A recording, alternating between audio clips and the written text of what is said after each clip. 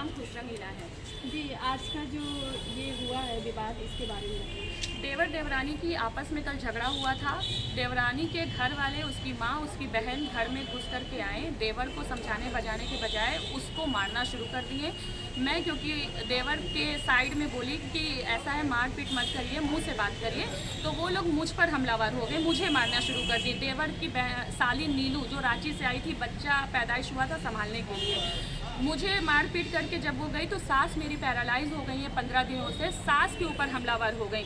ससुर समझा रहे थे तो ससुर को मारने लगे। उसके बाद जब हम लोगों ने विरोध किया, ननद लोग आई, बीच बचाव हुआ, समझा बुझा हुआ कि आज के बाद देवरानी के घर वाले घर में नहीं आएंगे। कल आपसी सहमति से ये डिसाइड हो गया था। लेकिन उसके बाद फिर आज देवरानी अपने घर चली गई रात को 8 बजे। कल 11 बजे रात को वापस आई, शांतिपूर्वक अपने कमरे में सो गई थी। सोने के बाद सुबह 11 बजे से 2 बजे के बीच में उसकी सास फिर आई वापस, मतलब देवर की सास आई और नीचे से गाली गलौज मेरी सास को, ससुर को करते हुए देवरानी के रूम में चली गई। मेरे ससुर ने बहुत ही शालीनता से कहा कि देखिए आप मत आइए, आपके आने से घर में माहौल सही नहीं हो पा रहा है, कुछ दिन के बाद आइएगा।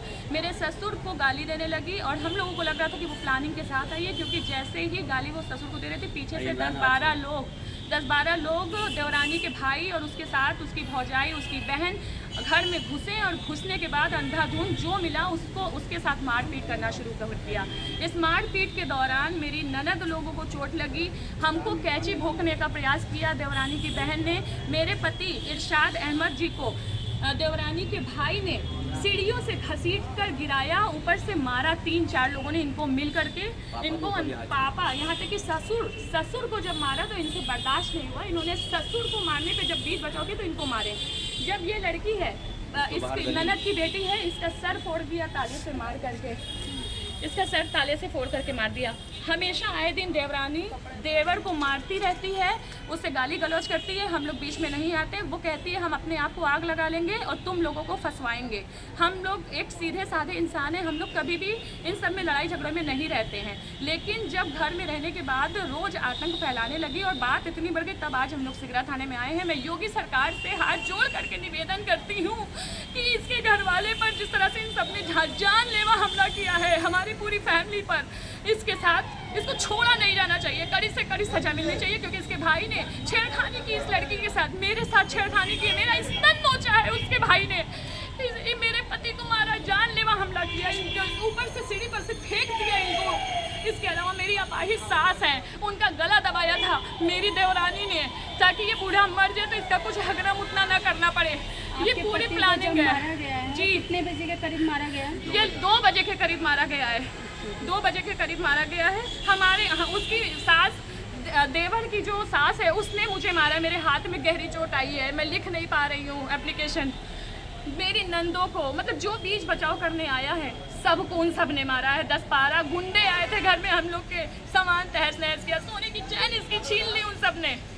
तो हमारी मदद करिए आप सब लोग।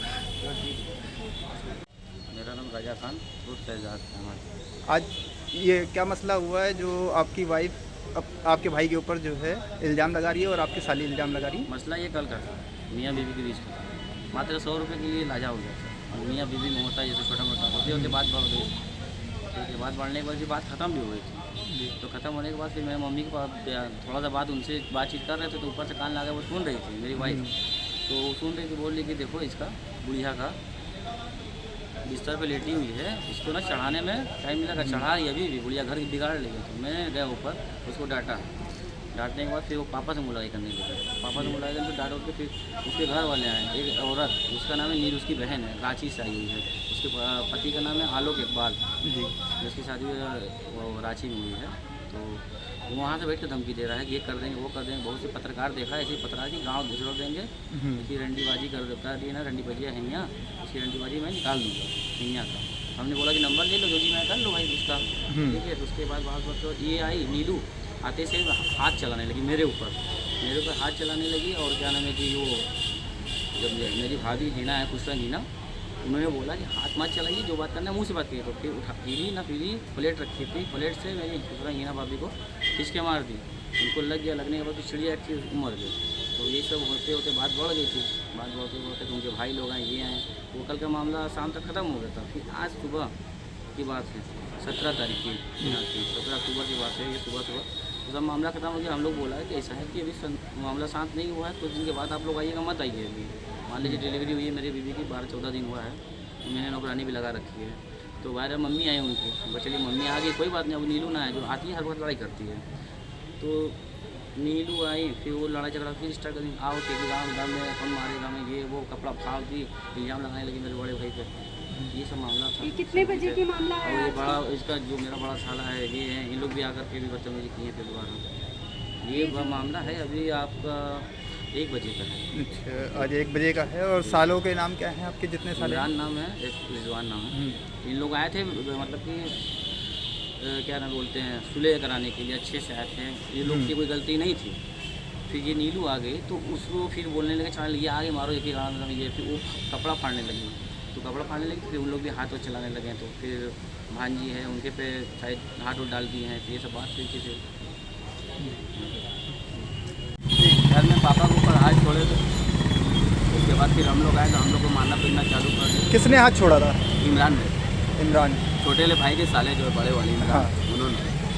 तो ये इन्होंने क्यों हाथ छोड़ा है आपके पापा के ऊपर? हाथ छोड़े वो लोग में आपसी मामला था उन लोग का, मियाँ बीवी का, उन लोग को समझना चाहिए था। तो पापा को ऊपर, पापा जैसे समझाने के लिए बोले तो उनके ऊपर हाथ छोड़ दिया गया।